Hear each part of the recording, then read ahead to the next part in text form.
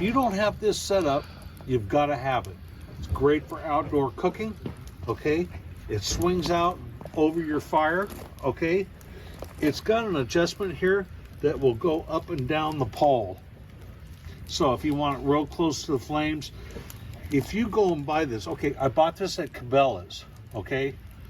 It came with this grate.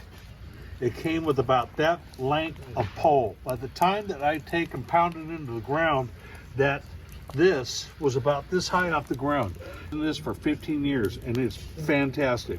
I'm gonna give you a little quick demo. Burritos are a #1 item, okay?